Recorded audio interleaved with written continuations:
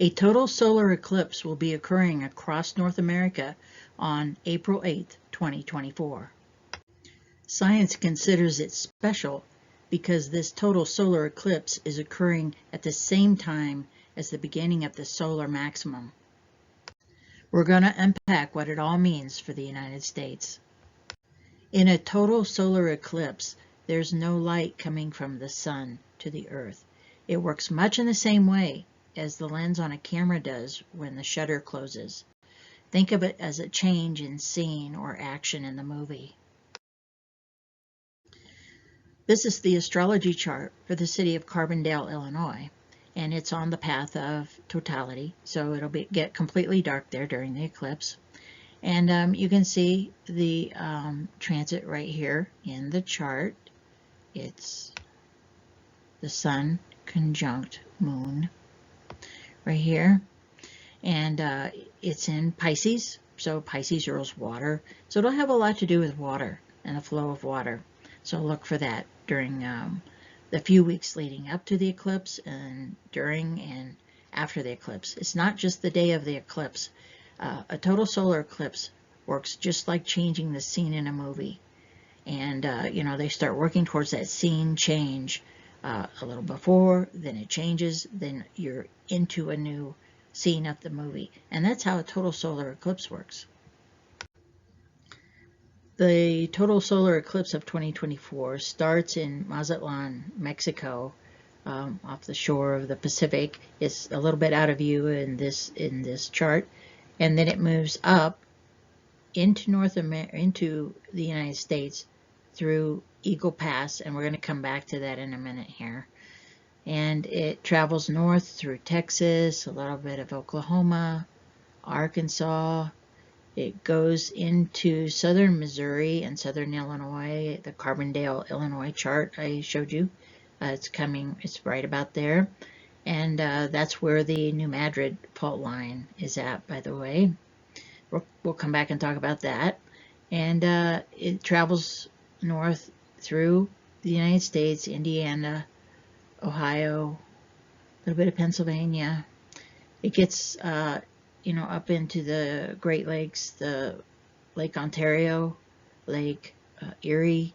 You also have Niagara Falls along this path of totality here. And then it goes into New York and Maine. I may have missed a state or two, but they're pretty minor, the other ones. And then it goes into Canada and out towards Prince Edward Island. Okay, it enters the United States at Eagle Pass. So, I said earlier an eclipse starts having effects before, then during the exact transit, and then after. Here's a perfect example of that. Eagle Pass started erupting as a, news story in February.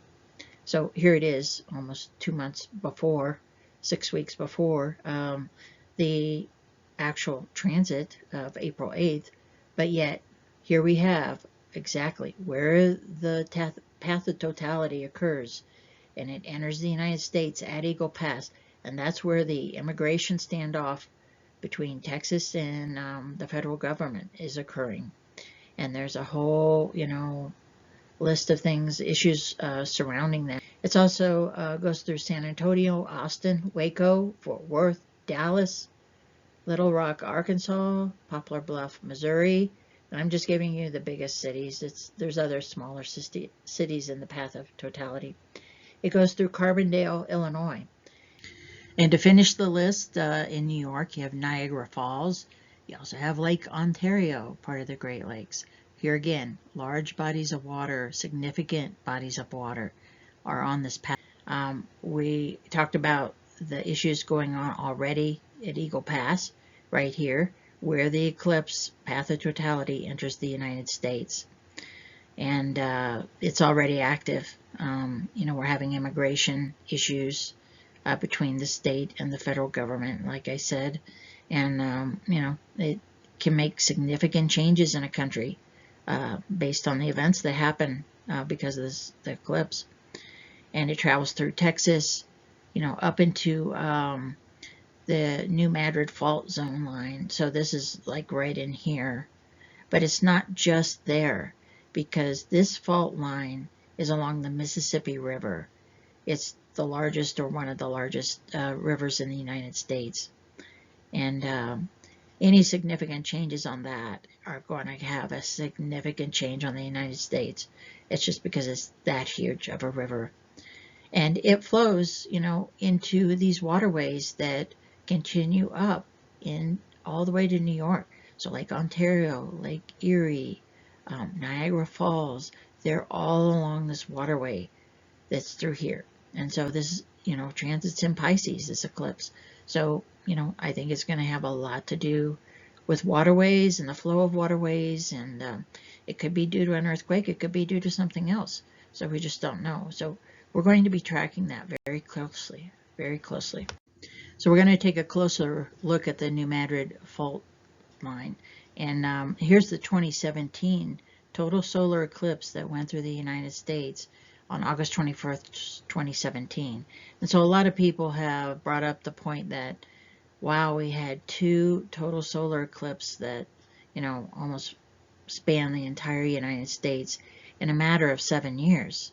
And the intersection point, we just looked at the 2024. The intersection point is right around here in Carbondale, Illinois. And so, people say, that may have some special significance. We don't know. This is something we need to track and just see what happens in that area, and especially to the New Madrid Fault Zone. Let's take a look at some of the USGS data for the New Madrid Fault Line. The largest earthquake on the New Madrid Fault Line occurred in 1811 and 1812. December 16th, 1811. We're talking a 7.2 to 8.2. That's huge. That's like the big one. I mean, that big one's a 9.0, okay? A 7.2 to 8.2, that's significant. Severe damage. Luckily, it wasn't very populated at the time this happened. There's a few pioneers out there farming, and that's about it.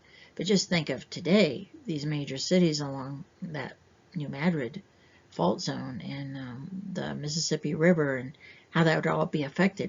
And then there was an aftershock of 7.4. That's still huge. The aftershock was huge. January 23rd, 1812, a 7 to an 8. And February 7th, a 7.4 to an 8.6. These are huge earthquakes. And the people that were there, a lot of them left, but it changed the flow of the Mississippi River. And it even made the Missouri River, for a short time, flow backwards. People on the East Coast said the church bells were ringing. That's how far the effects of those earthquakes were, how huge they were. And so the USGS has looked at this, and they've looked at soil samples and those sorts of things that they do.